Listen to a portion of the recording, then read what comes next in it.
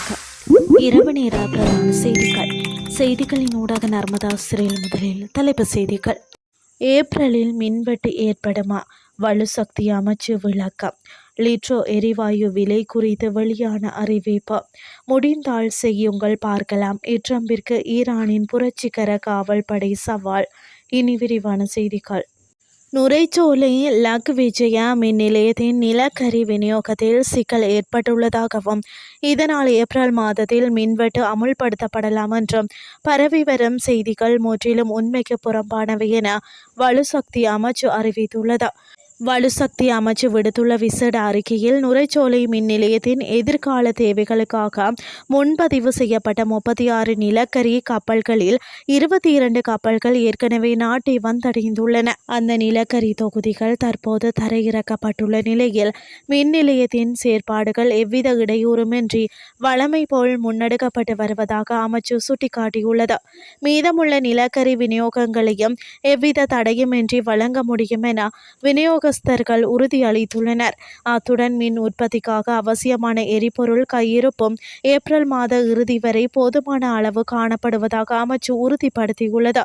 இதன்படி எதிர்வரும் மாதங்களில் மின்வெட்டை அமுல்படுத்த வேண்டிய தேவை ஏற்படாது என்பதை வலுசக்தி அமைச்சு பொதுமக்களுக்கு திட்டவட்டமாக தெரிவித்துள்ளது. மாதாந்த எரிவாயு விலை திருத்தத்திற்கு அமைய மார்ச் மாதத்திற்கான உள்நாட்டு எரிவாயு விலையில் எந்த மாற்றமும் இருக்காது என்று லிட்ரோ எரிவாயு லங்கா நிறுவனம் தெரிவித்துள்ளது. பிப்ரவரி மாதத்திலும் லிட்ரோ எரிவாயு விலை திருத்தம் மேற்கொள்ளப்படாத நிலையில் பழைய விலையிலேயே விற்பனை செய்யப்படும் என அறிவிக்கப்பட்டுள்ளது.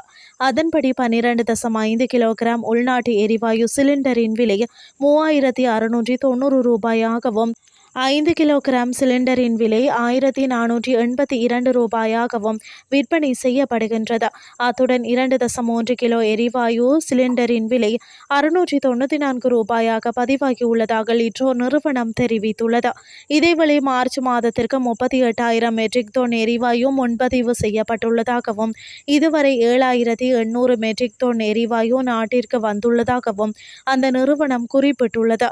மாலைதீவில் தற்போது முக்கிய இருப்பு வைத்திருக்கும் ஒரு கப்பலில் இருந்து மேலும் 30,200 மெட்ரிக் டன் எரிவாயு வழங்க தயாராக இருப்பதாக லிட்ரோ நிறுவனம் மேலும் தெரிவித்துள்ளமை குறிப்பிடத்தக்கது. இனி வெளிநாட்டு செய்திகள்.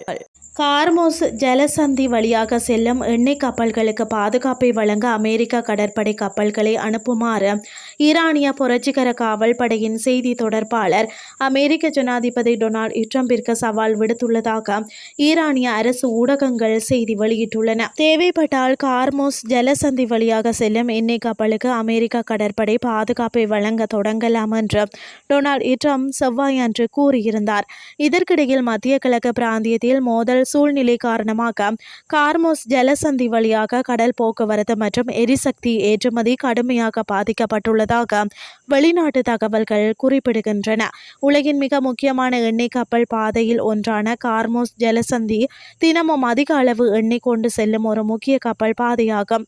மேலும் எந்த ஒரு பாதுகாப்பு கவலைகளும் உலகளாவிய எரிசக்தி சந்தைகளில் குறிப்பிடத்தக்க தாக்கத்தை ஏற்படுத்தக்கூடும் என்று ஆய்வாளர்கள் கூறுகின்றனர். சனிக்கிழமை அமெரிக்காவும் இஸ்ரேலும் ஈரான் மீது கூட்டு தாக்குதல்களை நடத்தியதில் இருந்து குறைந்தது 9 கப்பல்கள் தாக்கப்பட்டுள்ளன. மூலோபாய நீர்வழியை கடந்து செல்ல வேண்டாம் என்று புரட்சிகர காவல்படை கப்பல்களுக்கு உத்தரவிட்டுள்ளது. உலகின் மிக முக்கியமான எண்ணெய் கப்பல் பாதைகளில் ஒன்றான கார்மோஸ் ஜலசந்தியில் உள்ள பாதுகாப்பு கவலைகள் உலக எரிசக்தி சந்தைகளில் பெரும் தாக்கத்தை ஏற்படுத்தி வருகின்றன. இத்துடன் செய்திகள் யாவும் நிறைவடைகின்றது. அடுத்து காலை 8:30 எதிர்பாருங்கள். நன்றி.